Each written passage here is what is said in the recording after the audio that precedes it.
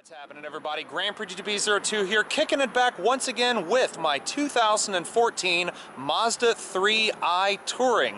Now, the reason I'm making this video, as well as the next couple of videos that you're going to see regarding this particular vehicle, are because of a series of questions that I've basically been bombarded with since I actually bought the car in July of last year.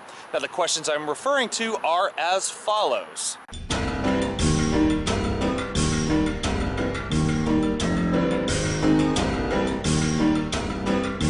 So with all of that in mind, and with the daylight fading here on this absolutely beautiful Friday evening, I'm here to start this video series off by talking about my top 5 things that I absolutely love about my deep crystal blue Mazda 3.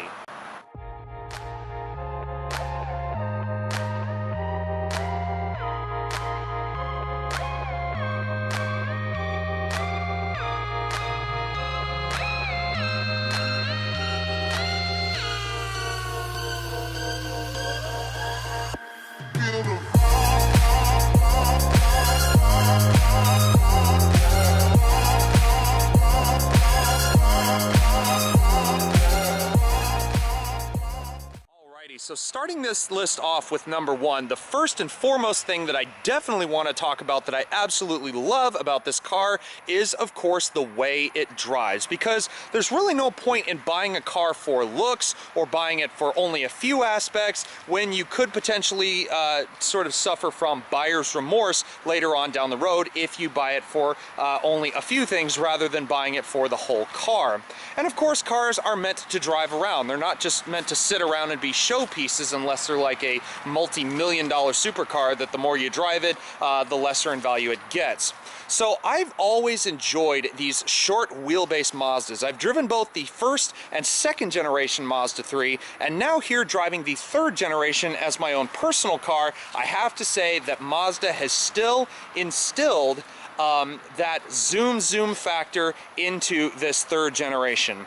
So also another thing that I wanted to touch on, just especially about the driving dynamics, is the way that this car is equipped. Because even though it is the smaller of the two engines that you can get for the third Gen 3, it still is more than adequate power to give you a good bit of a fun factor.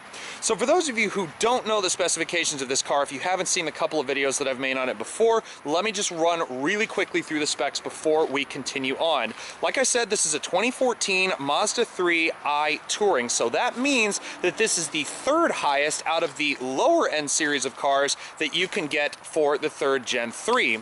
So you have the iSV, the iSport, the iTouring, and the iGrand Touring, and that's not even including the S variants, which have the bigger 2.5 liter Skyactiv 4-cylinder out of the Mazda 6, still the choice of a 6-speed automatic or 6-speed manual transmission, but of course you can get things like bigger wheels, you can get Mazda's Connect system with navigation, you get leather seats, you get fog lights, you get all kinds of crazy stuff, but it does come at a much more hefty price. So, being the fact that this is a short wheelbase, front wheel drive car that weighs circa 3,000 pounds, and the fact that this one is a manual transmission, I will tell you that driving this thing around on just cruising around city roads, cruising on the highway, or taking it through the twisties on some random back road, either way you slice it, this car is an absolute riot to drive. It's so much fun, and you would think that it would kind of falter a little bit being a front wheel drive car, but I've had absolutely no complaints about this thing whatsoever, even though it is riding on the smaller wheels, which are the 16-inch alloys that you get for 2016 now with the Sport, the iSport trim with the preferred package that rolls in things like the 16-inch alloys for 2016, but for 2014, which was the first model year of the third Gen 3, the iTouring was the one that gave you the 16-inch alloys. But the 16-inch alloy wheels, they're still perfectly fine. I think they're plenty of eye candy for this car. They definitely do have a nice bright silver appearance, and that leads me into thing number 2 that I love about this car, which is the way it looks. If you guys are not familiar with how the Mazda 3 is kind of jumped in big steps, or some would say in not so big steps in terms of its design, well then I suggest you look back through the Mazda history books, because the first gen Mazda 3 was a bit of a handsome car, but at the same time, a lot of people criticized it for being a girly vehicle, having a little bit more of a chick car kind of appearance, and then I would say it really got girly and really got kind of silly from about 2010, or rather 2009 to 2013, when they had a giant clowny smiley face, big gaping wide grin on the front of this car. But then again, that was also the year that they introduced the Skyactiv engine, or at least the generation where they introduced the Skyactiv engine platform. Now that of course was only a 2-liter, which is of course the same size engine as this car. But as far as the looks go, with this Kodo design language, and this car being, I think, the 3rd or 4th car, I believe it was the 3rd car here in the US to receive the Kodo design language, following the 2013 and up Mazda CX-5, and then the 2014 and up Mazda 6, I still have to say this car looks as aggressive yet as handsome as ever. So starting here at the front, we do have the halogen projector headlights. You can get fog lights as an option, but as you can see, this car doesn't have it. The grille is not too in your face. It's not too lavished in chrome. I mean, you do have the chrome strip that runs from the sort of middle portion of each of the headlights around the bottom and then up across to the other side. And again, it's a very aggressive appearance, but it's not too out there. It's not too outlandish. It's not too crazy, but it does provide a good bit of eye candy, at least when you look at it from the front. Like I said, down here, this one is riding on the 16-inch alloy wheels. You got 4-wheel disc brakes in the back, just a little fact there.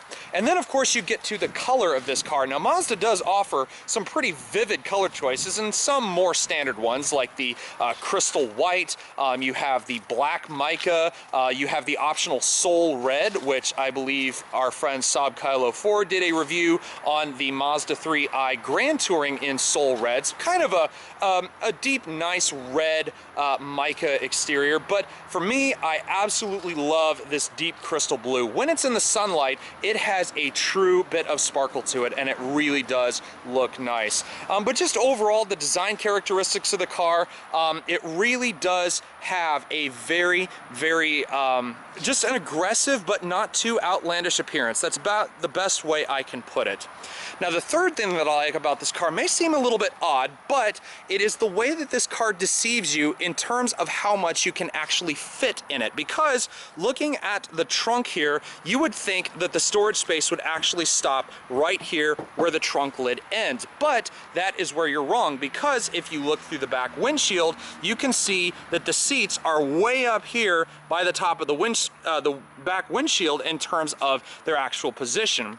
Now, if I go ahead and unlock the car, it's got the advanced keyless access, so you'll notice when I open the back here, you'll notice there's a pretty sizable shelf here in the back of the vehicle. So if I go around and actually open the trunk, you'll notice, first off, I got a lot of stuff back here, been moving a few things around, but you'll notice for starters, it's got 60/40 seats, so that is very good in terms of cargo capacity, or in terms of extending it. But I just think it's kind of odd and kind of cool at the same time how this car actually kind of fools you a little bit into thinking that it's smaller than it actually is in terms of cargo capacity and everything like that.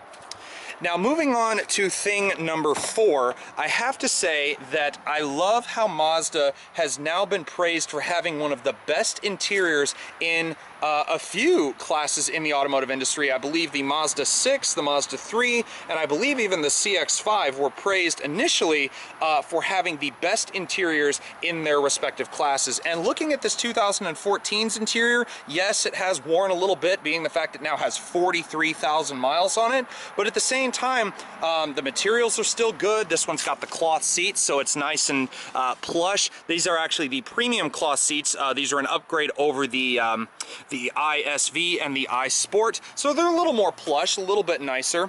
And I just think that the way it's aesthetically laid out, yes, there is a little bit of crudeness to some of the materials, but I can look past that, because as an overall experience sitting behind the wheel, and I'll just sit inside real quick, The overall experience sitting behind the wheel, for starters, you're not sitting too low depending on where you sit. I don't have to fall into the car, but I do have to duck my head just a little bit. I am of a taller stature. But everything in here for a baseline iTouring, because keep in mind, as you can see, it does not have the Mazda Connect system or navigation, just has the standard radio up here, but it does everything I want it to. It doesn't have dual zone climate controls, doesn't even have an automatic transmission, as I said before, but that was the benefit that I was talking about beforehand. And just everything in here feels very nicely screwed together, and for a price point in today's market, actually under $20,000 for a decent one from 2014, even to brand new ones for 2016 and 17.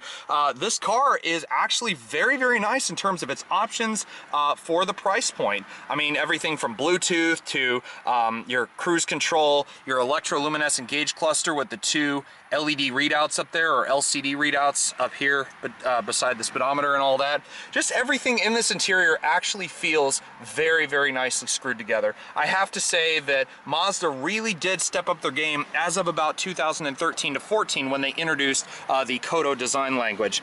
And number 5, of course, has to do with what is up under the hood. So like I said, this being the I series of cars, it has the smaller engine available, which is Mazda's 2-liter Skyactiv 4-cylinder engine. This is a double overhead cam engine with direct fuel injection, 16 valves. It does have variable valve timing. It also, as you can see, or maybe not see, it has the 4-into-2-into-1 style exhaust system, which Mazda developed specifically for the Skyactiv engine, which basically allows the engine to breathe easier. It gives it a little bit more of a broad torque curve, if I'm not mistaken, and also it does help fight engine knock, according to Mazda.